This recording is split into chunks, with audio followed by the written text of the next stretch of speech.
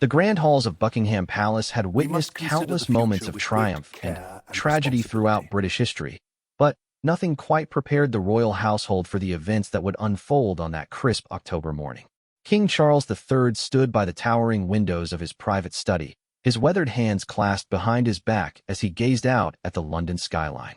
The weight of the crown had never felt heavier than it did in that moment, and the burden of his recent decisions seemed to press down upon his shoulders like an invisible force.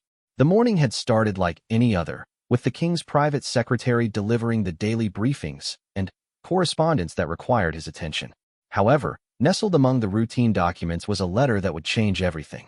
The envelope bore the familiar handwriting of Tom Parker Bowles, Camilla's eldest son, and its contents would soon send shockwaves through the very foundations of the royal establishment. Charles had always prided himself on his ability to maintain composure under pressure. Throughout his decades as heir apparent and now as sovereign, he had learned to navigate the treacherous waters of public scrutiny and family dynamics with calculated precision. Yet as he read the words penned by his stepson, something inside him began to shift. The letter spoke of family loyalty, of expectations, and of a growing frustration with the treatment that Camilla's relatives felt they had been receiving since the coronation.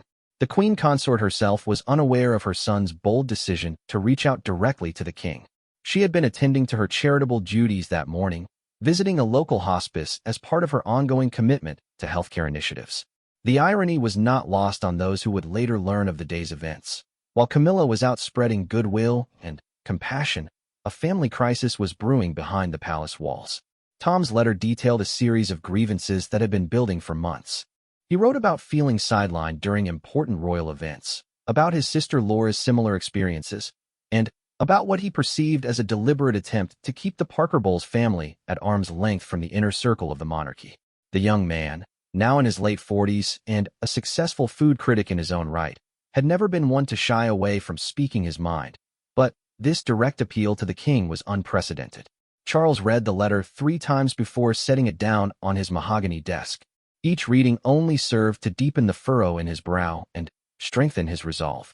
The accusations contained within those carefully crafted paragraphs struck at the very heart of what Charles believed to be the proper order of things. The monarchy, in his view, was not a family business where blood relations automatically granted access to privilege and position. It was an institution that demanded respect for tradition, protocol, and the clear lines of succession that had sustained the crown for over 1,000 years. The king's private secretary, Sir Clive Alderton, noticed the change in his employer's demeanor immediately upon entering the study for their scheduled morning briefing. Charles had always been known for his animated discussions and passionate engagement with various topics, but today he sat in stony silence, his fingers steepled before him as he stared at some invisible point in the distance.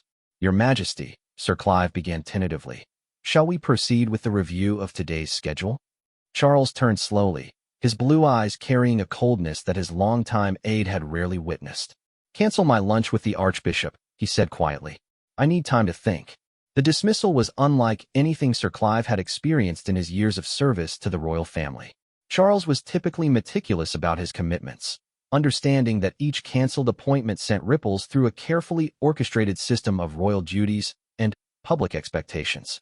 Yet here he was, requesting solitude in the middle of what was typically his busiest period of the day. As word of the king's unusual behavior began to filter through the palace corridors, staff members exchanged worried glances and hushed conversations. The household that served the royal family had developed an almost supernatural ability to sense when something was amiss, and today that collective intuition was working overtime. Footmen who had served multiple monarchs spoke in whispers about the palpable tension that seemed to permeate the very air of the royal residence. Meanwhile, Camilla continued her hospice visit, completely unaware of the storm that was gathering at home. She moved through the facility with her characteristic warmth and genuine concern for others, stopping to chat with patients and staff members about their experiences and needs. The Queen Consort had always found solace in these public engagements, particularly those that involved healthcare and social services. Her own experiences with family members who had battled addiction and health issues had given her a unique perspective on the importance of compassionate care and community support. One elderly patient, a former teacher named Margaret, grasped Camilla's hand as she prepared to move on to the next room. "You have such kind eyes, Your Majesty," the woman said softly. "I can tell you understand what it's like to worry about the people you love." The word struck Camilla more deeply than Margaret could have known. Throughout her marriage to Charles, she had worked tirelessly to find the right balance between her role as queen consort and her identity as a mother and grandmother. The blending of their families had not always been smooth, and she often found herself caught between her loyalty to her husband and her love for her children and grandchildren.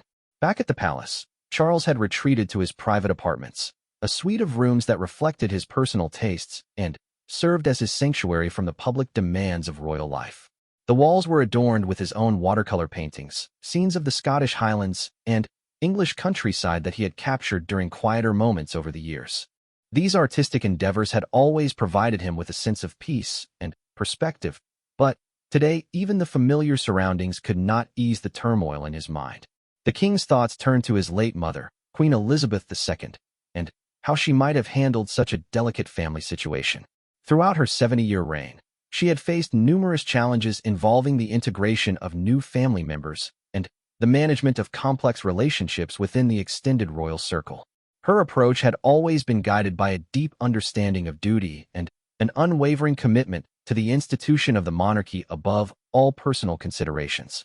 Charles recalled conversations with his mother about the importance of maintaining clear boundaries between the working royals and the extended family members who, while loved and respected, were not destined to play official roles in the monarchy's future. These boundaries were not meant to be cruel or exclusionary, but rather to protect the integrity of an institution that served the entire Commonwealth and needed to remain above the petty squabbles and personal ambitions that could arise in any large family. The afternoon wore on, and still Charles remained in his self-imposed isolation. His personal protection officers maintained their vigilant watch, but even they seemed to sense that their charge needed space to work through whatever was troubling him. The king's valet, a man who had served the royal family for over 2 decades, had never seen his employer exhibit such sustained withdrawal from his normal routines. As the sun began to set over London, casting long shadows across the palace grounds, the full implications of the day's events began to crystallize in Charles's mind. This was not simply about hurt feelings or wounded pride. This was about the fundamental question of what it meant to be part of the royal family in the 21st century. The monarchy had survived for centuries by adapting to changing times while maintaining its essential character and purpose. Charles understood that his response to Tom's letter would set a precedent that would echo through future generations. The king's decision, when it finally came, was swift and decisive. He would not respond to the letter directly, nor would he engage in any discussion about the grievances it contained. Instead, he would allow his silence to speak volumes about his position on the matter. The Parker Bowles family would need to understand that their relationship to the crown was defined by their connection to Camilla, not by any inherent right to royal treatment or recognition. This calculated silence was not born of cruelty or indifference, but rather from Charles's deep understanding of the delicate balance that the monarchy required. He had seen how the institution could be damaged when personal relationships were allowed to override established protocols and traditions. The lesson of his younger years, when various friends and acquaintances had attempted to leverage their connections to the royal family for personal gain, had taught him the importance of maintaining firm boundaries. As evening approached, and the palace prepared for the queen consort's return from her public engagement, the stage was set for what would become one of the most significant family crises of Charles's reign. The decisions made in the coming hours would not only affect his relationship with Camilla's children, but would also send a clear message about the kind of monarch he intended to be and the principles that would guide his approach to both family and duty. The staff who served the royal household could sense that something momentous was about to unfold. In their experience, such periods of royal contemplation and withdrawal often preceded major announcements or significant changes in policy or protocol. Yet none of them could have predicted the full extent of the shock waves that Charles's response to his stepson's letter would generate, both within the family and throughout the broader royal establishment. The king's icy silence was about to become the defining characteristic of his approach to family dynamics, setting a tone that would reverberate through the halls of power and influence the monarchy's direction for years to come. As the first part of this extraordinary story drew to a close, the palace walls seemed to hold their breath, waiting for the storm that was surely coming. Camilla's silver Bentley pulled through the palace gates just as the evening light was fading into twilight. The queen consort sat quietly in the back seat, still processing the emotional encounters from her hospice visit. She had no idea that her homecoming would mark the beginning of the most challenging period her blended family had ever faced. The car's tires crunched softly on the gravel as it approached the main entrance. Camilla could see the familiar silhouettes of palace staff waiting to greet her return, their postures somehow different from usual.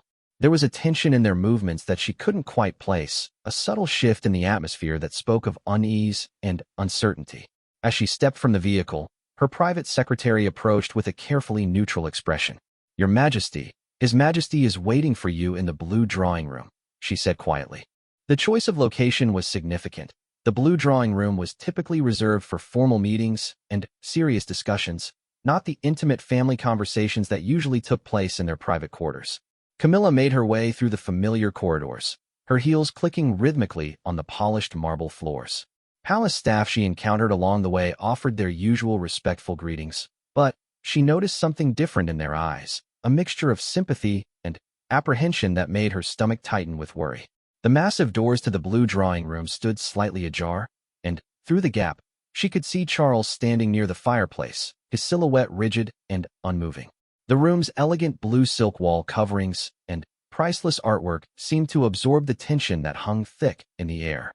As she entered, Charles turned to face her, and she immediately recognized the expression she had seen only a handful of times during their years together. A look of cold determination that spoke of decisions already made and boundaries firmly drawn. "Charles," she began softly, moving toward him with the grace that had become second nature during her years as queen consort. "How was your day?" "Mine was quite wonderful at the hospice, though emotionally draining as always." The king's response was measured and formal. "I received a letter today from your son Tom," he said, his voice carrying none of the warmth she had grown accustomed to. "I thought you should be aware of its contents before we proceed with any further discussions about family matters." Camilla felt her heart skip a beat. Tom had always been protective of their family, sometimes to a fault, but she couldn't imagine what he might have written that would warrant such a serious conversation. "What sort of letter?" she asked, settling into one of the room's antique chairs as Charles remained standing, maintaining what felt like a deliberately formal distance. Charles reached for a document on the nearby table and handed it to her without comment. As Camilla read her son's words, she felt a growing sense of dread wash over her. Tom had written passionately about feeling excluded from royal life, about what he perceived as deliberate slights to their family, and about his belief that they deserved more recognition and inclusion given their relationship to the queen consort. The letter was articulate and well-reasoned, reflecting Tom's intelligence and his genuine concern for his family's well-being. However, as Camilla read between the lines, she could see how Charles might interpret certain passages as presumptuous or entitled. Her son had essentially asked the king to reconsider the role that the Parker Bowles family played in royal life, suggesting that their current status was insufficient given their connection to the crown. "Tom meant well," Camilla said carefully, folding the letter and looking up at her husband. "He's always been protective of those he loves. I'm sure he didn't intend any disrespect." Charles's expression remained unchanged. "Intent is irrelevant," he replied coolly.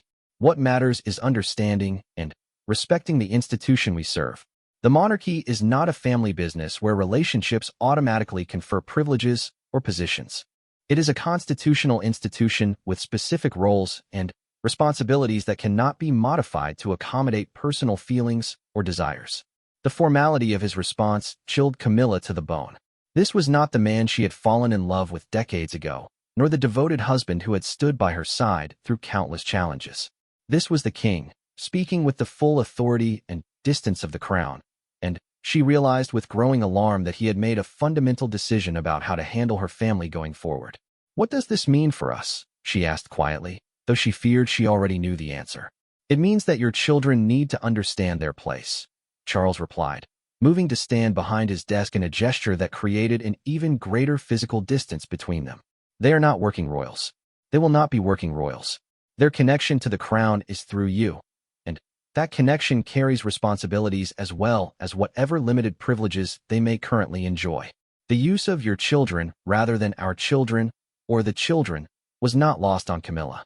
In those two words, Charles had drawn a line that effectively excluded her family from his inner circle and reinforced their status as outsiders to the core royal family structure. The queen consort felt a familiar ache in her chest, a reminder of all the years she had spent fighting for acceptance and legitimacy in royal circles. She had believed that those battles were behind them, that her marriage to Charles and her role as queen consort had finally secured a stable place for both herself and her children within the royal framework. Now, it seemed that security had been more fragile than she had ever imagined. "Charles, they're good people," she said, her voice barely above a whisper. "They've never asked for anything inappropriate." Tom was just expressing his feelings about how disconnected he sometimes feels from our life here. The king's response was swift and final. "Their feelings are not my concern. My concern is protecting the integrity of the crown and ensuring that the institution we serve continues to command the respect and dignity it requires. Your son's letter demonstrates a fundamental misunderstanding of how the monarchy operates, and I will not engage in discussions that might encourage further such misunderstandings." The silence that followed was deafening. Camilla stared at her husband, searching his face for any sign of the compassionate man she knew him to be. Instead, she saw only the steely resolve of a monarch who had made a decision and would not be swayed by emotional appeals or personal considerations.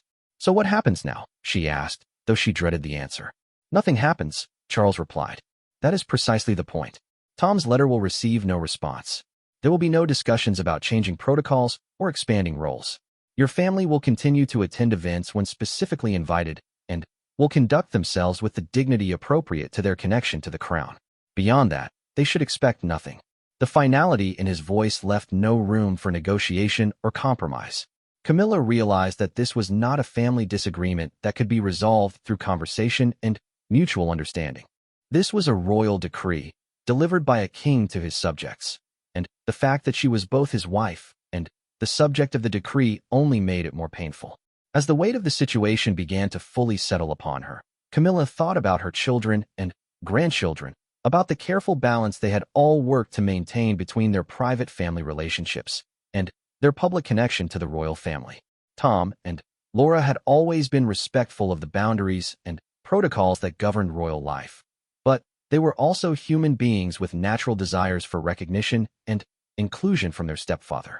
The irony was particularly bitter given that both of her children had successful careers and lives independent of their royal connections. Tom had built a reputation as a respected food critic and author, while Laura was an accomplished art curator and gallery director.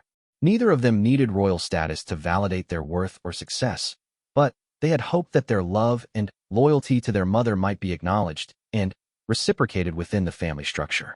Charles, meanwhile, had returned to his position by the window, his hands once again clasped behind his back as he gazed out at the darkening London skyline. The conversation, as far as he was concerned, was over.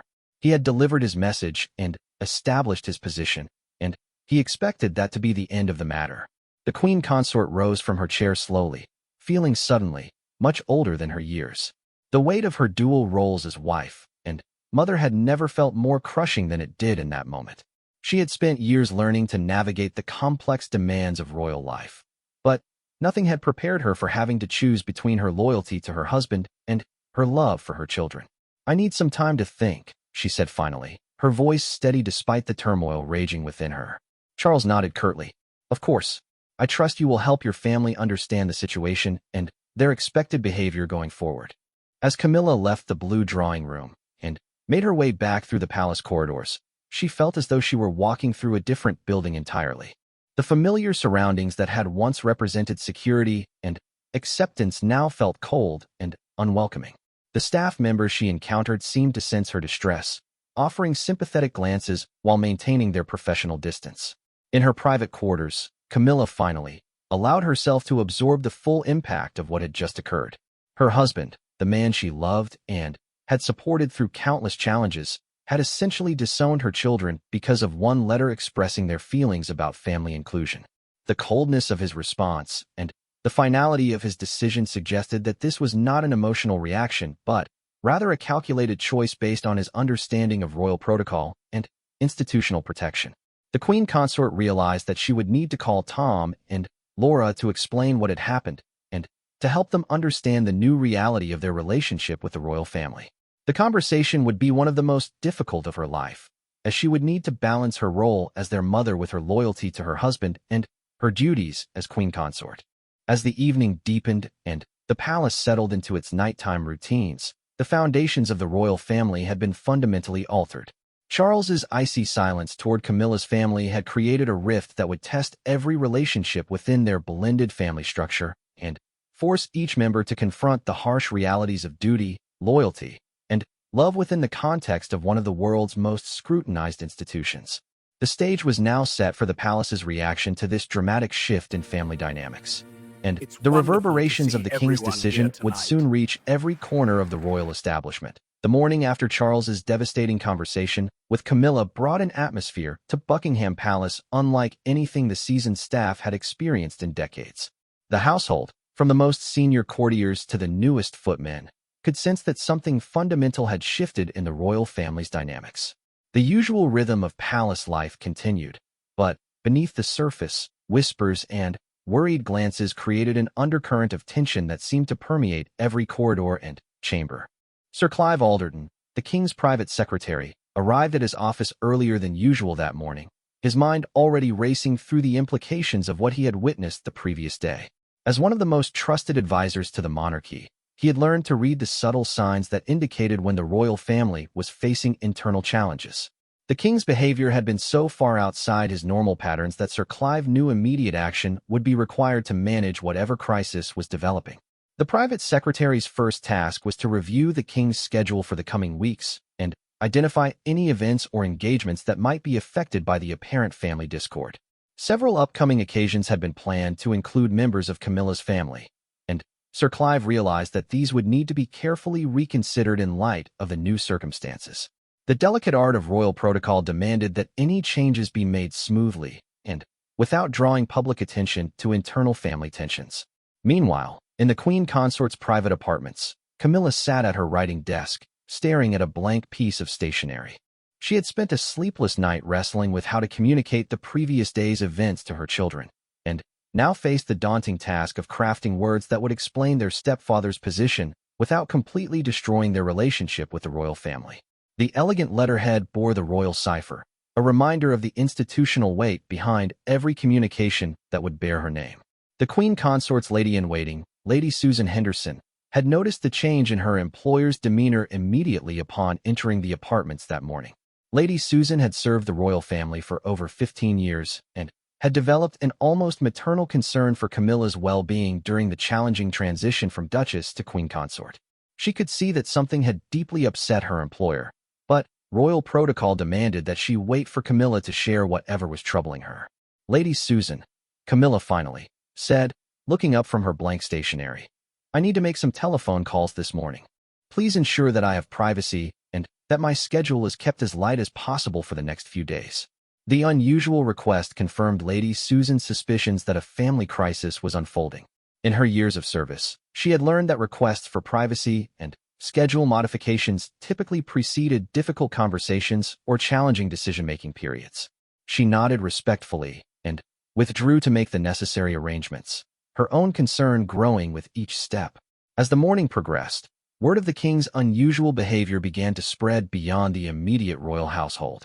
The Prince and Princess of Wales, William and Catherine, had been briefed on the general situation by their own staff, though they remained unaware of the specific details surrounding Tom Parker Bowles's letter and the king's response. The younger royals had always maintained cordial relationships with Camilla's children, and they sensed that something significant was developing that could affect the entire family structure. Prince William, in particular, understood the delicate balance required to maintain family harmony while protecting the institution of the monarchy. His own experiences with family challenges and media scrutiny had taught him the importance of careful communication and strategic thinking when personal relationships intersected with royal duties. He made a mental note to reach out to his father in the coming days to offer support and perspective if needed. The ripple effects of the crisis were also beginning to reach the royal press office, where seasoned communications professionals worked to stay ahead of potential media interest in the story. The palace press team had developed sophisticated systems for monitoring public sentiment and media coverage, and they could sense when family tensions might become public knowledge. The head of communications made the decision to brief her team on the need for heightened vigilance regarding any inquiries about the Parker Bowles family or changes in their involvement with royal events. Back in the king's private study, Charles had arrived for what would become one of the most challenging days of his reign thus far. The weight of his decision regarding Camilla's family pressed heavily upon him, but his resolve remained firm. He understood that being a constitutional monarch required making difficult choices that prioritized institutional stability over personal comfort, and he was prepared to accept the consequences of his position. Sir Clive entered the study with his usual collection of briefing papers and correspondence, but both men knew that the normal business of monarchy would be secondary to addressing the family crisis that had emerged. The private secretary had prepared a careful assessment of how the situation might develop and what steps would be necessary to protect both the royal family's privacy and the monarchy's reputation. Your Majesty, Sir Clive began diplomatically, I wanted to discuss the upcoming engagements that were scheduled to include members of the Parker Bowles family. Given recent developments, we may need to consider some modifications to ensure that all protocols are properly observed. Charles nodded grimly.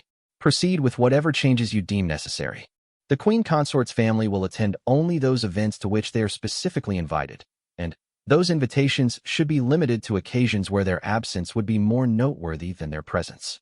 The clinical nature of the king's response demonstrated how completely he had compartmentalized his personal feelings from his royal duties. Sir Clive made careful notes while maintaining his neutral expression, though internally he was calculating the complex logistics that would be required to implement these changes without creating a public relations crisis. The conversation was interrupted by a soft knock at the study door. Lady Susan Henderson appeared, her face bearing an expression of barely controlled anxiety. Your Majesty, forgive the intrusion, but the Queen Consort has asked me to inquire whether you might have a few moments available this morning for a brief conversation. Charles's jaw tightened almost imperceptibly. He had hoped to have more time to solidify his position before facing another emotional discussion with his wife, but he recognized that avoiding the conversation would only make matters worse. Please inform Her Majesty that I can spare 15 minutes in 1 hour, he replied formally. The time limitation was a clear signal that Charles intended to maintain the boundaries he had established the previous evening. By constraining the conversation to a specific time frame, he was reinforcing his position that the matter was closed and that further discussion would not change his mind. As Lady Susan departed to deliver the message, Sir Clive observed his employer with growing concern. The king's formal demeanor extended even to communications with his wife, suggesting that the crisis had created a fundamental shift in how Charles approached his closest relationships. The private secretary realized that this situation had the potential to create lasting damage not only within the royal family, but also to the king's personal well-being and his ability to fulfill his duties effectively. The hour passed slowly, with Charles focusing intently on routine paperwork while his mind wrestled with the approaching conversation.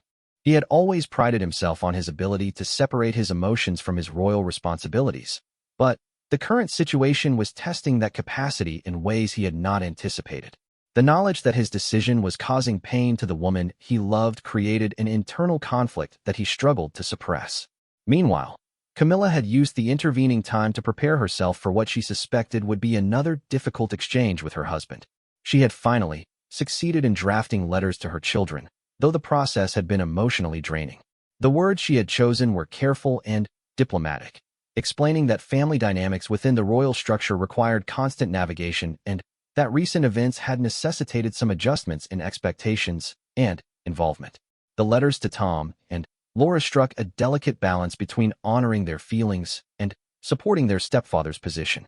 Camilla had emphasized that their value as individuals and as members of her family remained unchanged, while acknowledging that their relationship with the broader royal institution would need to be recalibrated.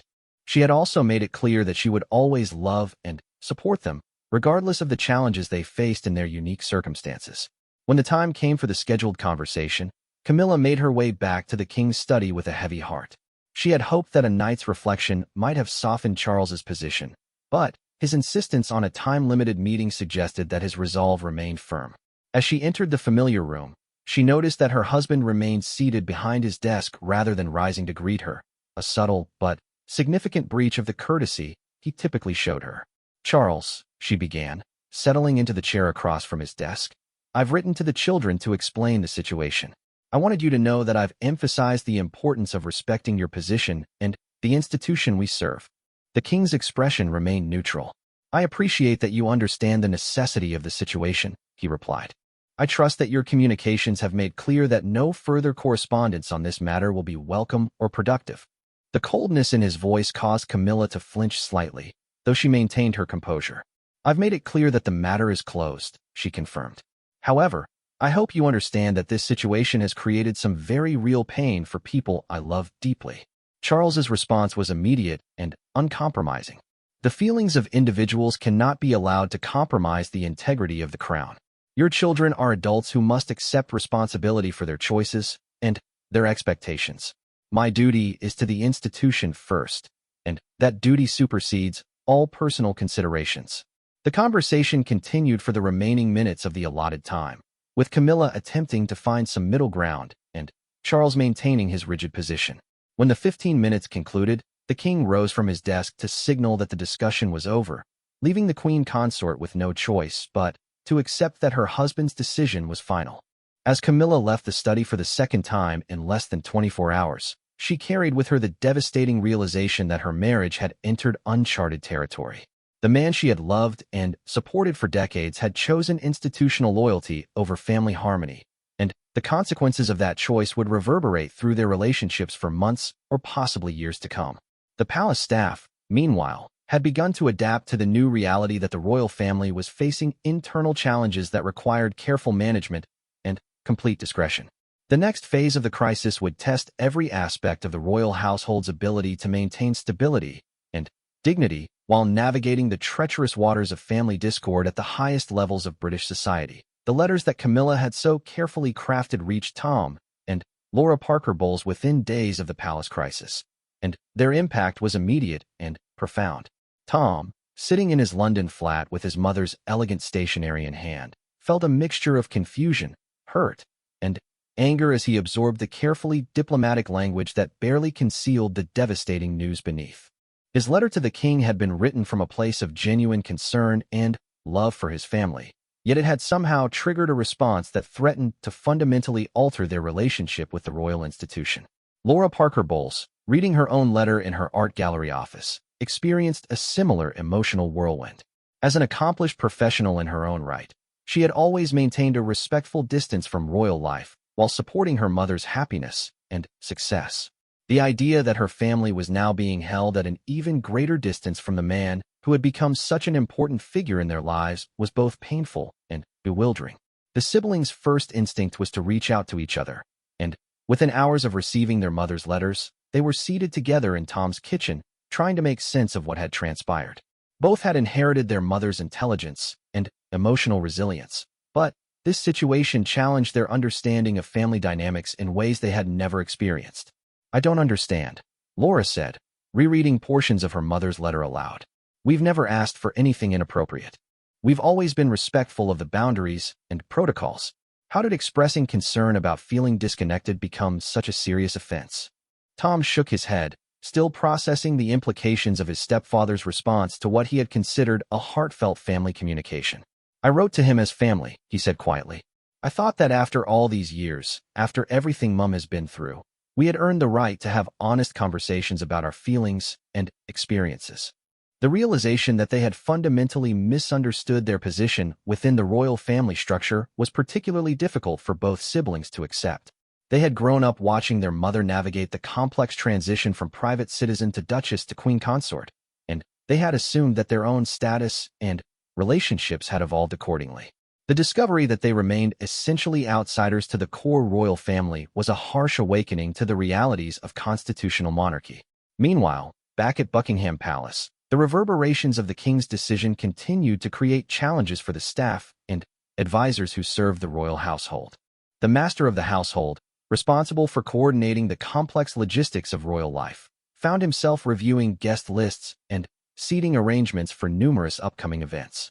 The informal inclusion of Camilla's family members in various royal occasions had become routine over the years, but now each invitation required careful consideration and explicit approval from the king's private office. The palace's social secretaries faced particularly delicate challenges as they worked to maintain the appearance of normal family relationships while implementing the king's new boundaries. Several charity events and private gatherings that had traditionally included the Parker Bowles family would now require subtle adjustments that wouldn't draw public attention to the internal family tensions. Lady Susan Henderson, Camilla's lady-in-waiting, had become increasingly concerned about her employer's emotional state in the days following the crisis. The Queen Consort continued to fulfill her public duties with characteristic grace and professionalism, but those closest to her could see the toll that the family discord was taking. Camilla's usual warmth and spontaneous laughter had been replaced by a more guarded demeanor that suggested she was constantly managing internal stress and disappointment. The situation became even more complex when Prince William and Princess Catherine began to notice changes in family dynamics during routine interactions. The younger royals had always enjoyed cordial relationships with Camilla's children, often encountering them at informal family gatherings and private celebrations. William, in particular, had developed a respectful friendship with Tom Parker Bowles, appreciating his wit and his devotion to his mother. When William learned through palace communications that certain family events would no longer include the Parker Bowles siblings, he requested a private meeting with his father to understand the reasoning behind the decision. The Prince of Wales had his own experiences with family challenges and media scrutiny, and he was concerned about the potential long-term consequences of such a rigid approach to family relationships. The meeting between father and son took place in the king's private study, the same room where so many crucial decisions had been made in recent days. William approached the conversation with characteristic diplomacy, expressing his respect for his father's position while gently probing for clarification about the family situation. "Father," William began carefully, "I wanted to make sure I understood the current situation with Camilla's family. There seem to have been some changes in their involvement with family events, and Catherine, and I want to ensure we're handling things appropriately."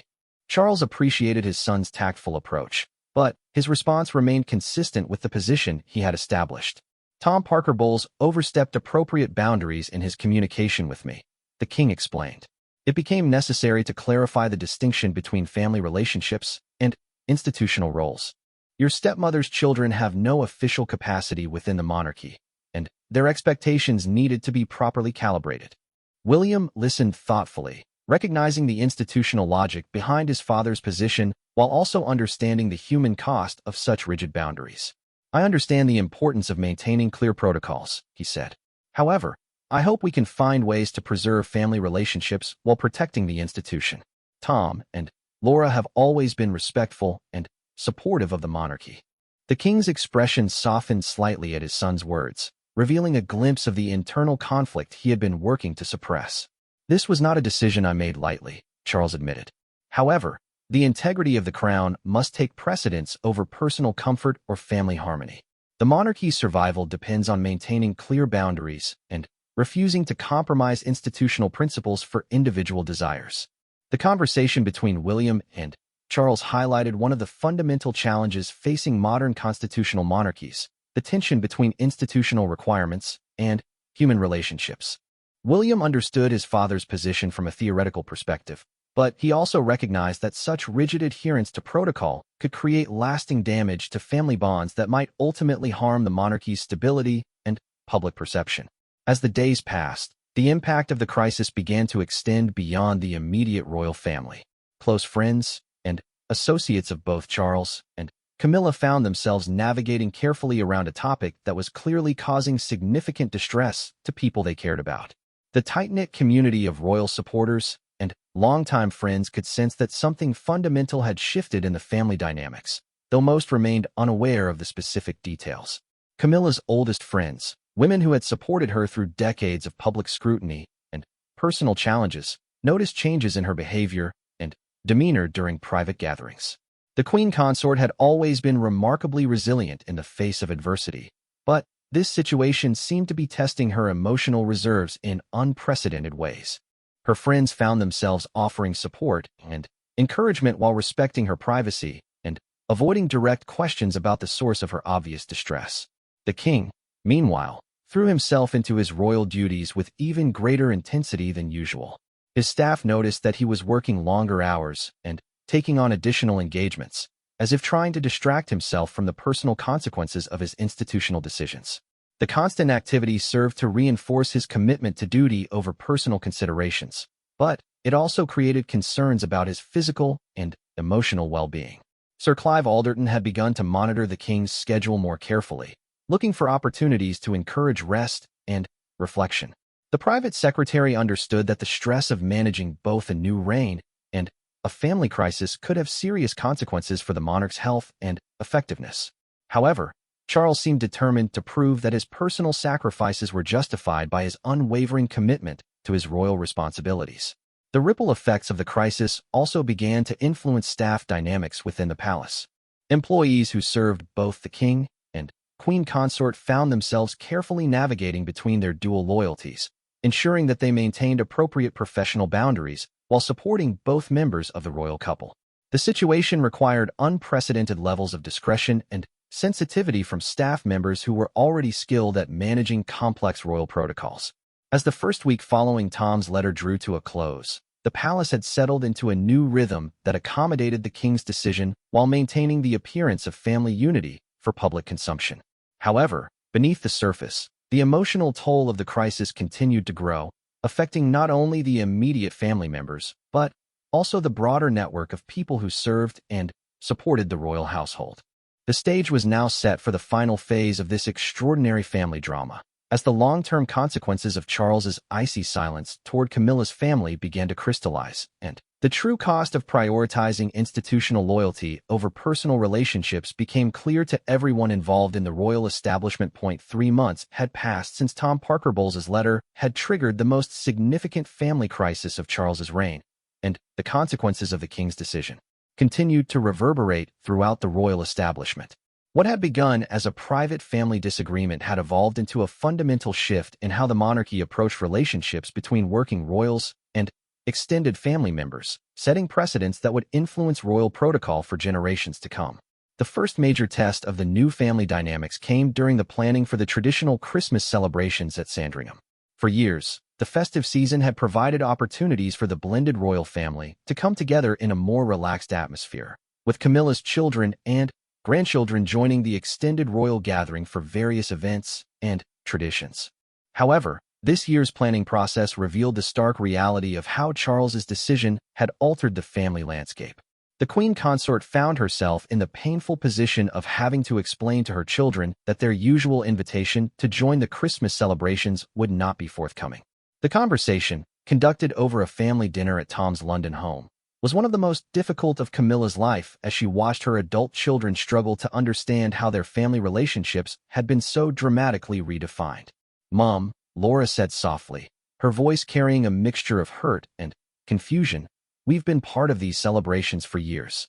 The grandchildren look forward to them. How do we explain to them that they're suddenly not welcome?" Camilla's heart ached as she witnessed the pain in her daughter's eyes. The exclusion of her grandchildren from family traditions was perhaps the most devastating aspect of the entire situation. These were innocent children who had formed relationships with their step-relatives and had come to see themselves as part of the larger royal family structure. "I've tried to find a middle ground," Camilla replied, her voice thick with emotion. "But your stepfather's position is absolute. He believes that maintaining clear boundaries is essential for the integrity of the monarchy, and he won't make exceptions, even for family traditions." Tom, who had remained largely silent throughout the conversation, finally spoke up. "I never intended for my letter to create such a rift," he said quietly. "I was simply trying to express how we felt about our place in the family. I had no idea that sharing our feelings would result in this level of exclusion." The weight of responsibility that Tom felt for triggering the crisis had been crushing him for months. As a thoughtful and intelligent man, he understood that his letter had somehow crossed an invisible line that he hadn't even known existed. The knowledge that his attempt to strengthen family bonds had instead destroyed them was a burden that grew heavier with each passing day. Meanwhile, within the palace walls, the staff had become increasingly concerned about the king's emotional state and its potential impact on his ability to fulfill his royal duties effectively. Sir Clive Alderton had noticed that Charles's legendary attention to detail had become even more intense, as if he were trying to prove through perfectionism that his personal sacrifices were justified by his professional excellence. The private secretary had also observed troubling changes in the relationship between the king and queen consort. Their public appearances together remained as polished and professional as ever, but those who knew them well could detect subtle signs of strain in their interactions. The easy warmth and natural affection that had characterized their relationship seemed to have been replaced by a more formal courtesy that suggested deeper emotional distance. Prince William and Princess Catherine had made several attempts to bridge the growing gap within the family, hosting private dinners and informal gatherings that might provide opportunities for healing and reconciliation. However, their efforts had been largely unsuccessful, as Charles remained committed to his position and showed no signs of willingness to reconsider his stance. The younger royals' children, particularly Prince George, Princess Charlotte, and Prince Louis, had begun asking questions about why certain family members were no longer present at gatherings they had previously attended. William and Catherine found themselves in the delicate position of explaining adult family dynamics to young children while trying to maintain their own relationships with both sides of the family. As winter deepened and the Christmas season approached, the broader royal establishment began to grapple with the long-term implications of the family rift. The palace's senior advisors recognized that the situation had created vulnerabilities that could potentially be exploited by critics of the monarchy or media outlets seeking to expose royal family tensions. The communications team had developed sophisticated strategies for managing public perception of the family changes, emphasizing the king's commitment to streamlining royal operations and focusing resources on core institutional functions. However, they remained concerned about the potential for leaked information or insider accounts that could reveal the true nature of the family discord. The impact of the crisis extended beyond immediate family relationships to affect the broader network of supporters and friends who had formed connections with various members of the royal household. Long-standing charitable organizations that had benefited from the involvement of Camilla's family members found themselves having to adjust their expectations and relationships accordingly. One particularly poignant example involved a literacy charity that Tom Parker Bowles had supported for several years, leveraging his expertise as a writer and his connection to the royal family to raise awareness and funds for the organization. The charity's leadership found themselves in an awkward position, unsure how to maintain their relationship with Tom while respecting the apparent changes in his status within the royal family structure. As the year drew to a close, Camilla had been forced to confront the reality that her husband's decision had created a permanent shift in her family relationships that might never be fully repaired. The queen consort had always prided herself on her ability to balance her various roles and maintain harmony among the people she loved, but this situation had proven beyond her ability to manage or resolve. The Christmas season that had once been a source of joy and family unity became instead a painful reminder of what had been lost. Camilla found herself attending royal celebrations while knowing that her children and grandchildren were spending the holidays elsewhere, excluded from traditions they had come to cherish and consider their own. The king, for his part, remained resolute in his conviction that his decision had been necessary and appropriate. He had successfully established clear boundaries between working royals and extended family members, reinforcing the institutional principles that he believed were essential for the monarchy's survival and effectiveness. However, the personal cost of his principled stand had been far greater than he had anticipated. Charles's relationship with his wife had been fundamentally altered by the crisis, with a new formality and distance replacing the intimate partnership they had built over many years. The king had gained institutional clarity at the expense of personal happiness, a trade-off that would continue to influence both his reign and his marriage for years to come. The palace staff, meanwhile, had adapted to the new reality with characteristic professionalism, but many privately worried about the long-term sustainability of such rigid family boundaries.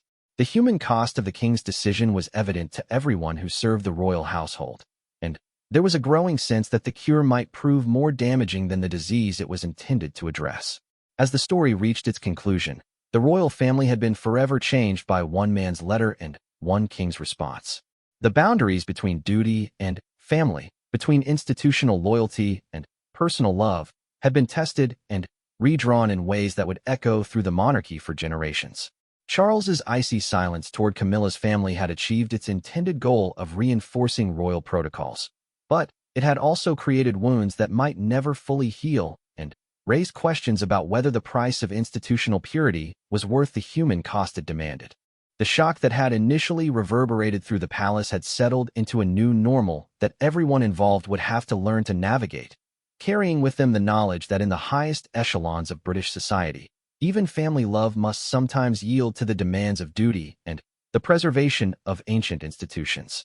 The legacy of this extraordinary family crisis would influence royal relationships and protocols for decades to come, serving as both a cautionary tale and a testament to the unforgiving demands of constitutional monarchy in the modern world.